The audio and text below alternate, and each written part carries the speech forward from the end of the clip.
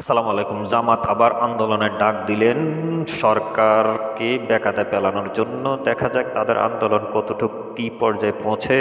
অনুষ্ঠানটি ভালো লাগলে লাইক কমেন্ট শেয়ার করবেন এবং চ্যানেলটিকে সাবস্ক্রাইব করে পাশে থাকবেন। জামাতের এই আন্দোলন যাতে আবার আওয়ামী লীগকে স্পেস দেওয়ার সুবিধা না করে, কারণ তাহলে জামাতও মরবে, দেশের সাধারণ জনগণেরও অনেক ক্ষতি হবে। তাই জামাতকে ওইটা মাথায় রেখে আন্দোলনে নামতে, তা না হলে ইস্যুবিহীন আন্দোলন কোনোদিন ভালো কিছু বয়ে আনবে। হঠাৎ করে কেন আন্দোলনের এই হুমকি দিলেন?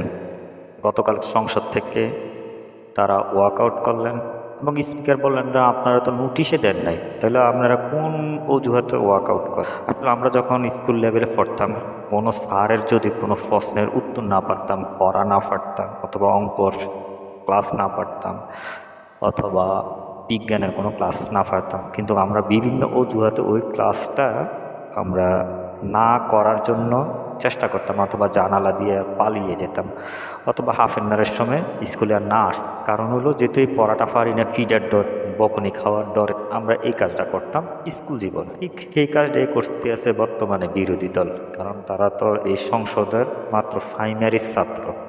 হ্যাঁ, তারা এখন আমাদের সংবিধান বিশেষজ্ঞ, স্বরাষ্ট্রমন্ত্রী, আইনমন্ত্রী, তাদের যখন প্রশ্নর উত্তরের কোনো জবাব তারা দিতে পারে না, তখন তারা এই অজুহাত খুঁজে কীভাবে সংসদটা থেকে তারা পালিয়ে বেড়াবে।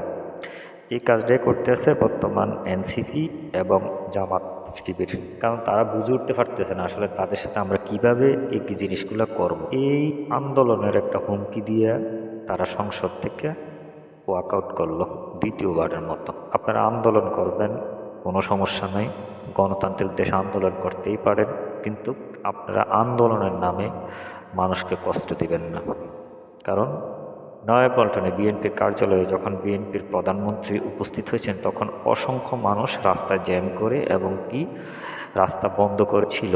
তখন প্রধানমন্ত্রী বলছিলেন যে আমি অফিসে নিয়মিত আসতে হবে নেতা মানে দলীয় কার্যক্রমের জন্য, সাংগঠনিক কার্যক্রমের জন্য, তাই আপনারা রাস্তা বন্ধ করবেন না, মানুষকে কষ্ট দেওয়া যাবে না। এই বার্তাটা অবশ্যই বিরোধী দলকে মাথায় রাখতে হবে। কারণ হলো আপনারা আন্দোলন করেন, যাই করেন, কিন্তু মানুষকে কষ্ট দেওয়া যাবে না। আপনারা আন্দোলন করেন, আপনারা আন্দোলন কতটুকু ফলপ্রসূ হয় এটা সময় সাপেক্ষে বলে দেবে। যারা জুলাই সনদ নিয়ে মুখে ফেনা তুলতে আসেন, অথচ জুলাই সনদের বাস্তবায়নের এক বিন্দু পরিমাণও বিএনপি এর থেকে লড়ে নেয়, কিন্তু যেটা বিএনপির উপর চাপিয়ে দেওয়ার চেষ্টা করতেছে বিরোধী দল, এটা বিএনপি মানবে কেন? বিচার মানে তাল গাছ আমার, এরকম হইলে তো হবে না। বিরোধী দলের তাদেরকে বলতেছি, হ্যাঁ, আপনারা সংসদে জনগণের কথা বলেন, আপনারা যে মেজরিটি নিয়ে সংসদে গেছেন তাদের কথা বলেন, সরকারের ভালো দিকগুলো তুলে ধরেন। এখনকার মানুষের মধ্যে দ্রব্যমূল্য নিয়ে হাহাকার নাই, হ্যাঁ, জিনিসপত্রের দাম বাড়া নিয়ে হাহাকার নাই, আইন শৃঙ্খলা পরিস্থিতি 80% ভালো আছে, খুন খারাপই নাই, দর্শন নাই।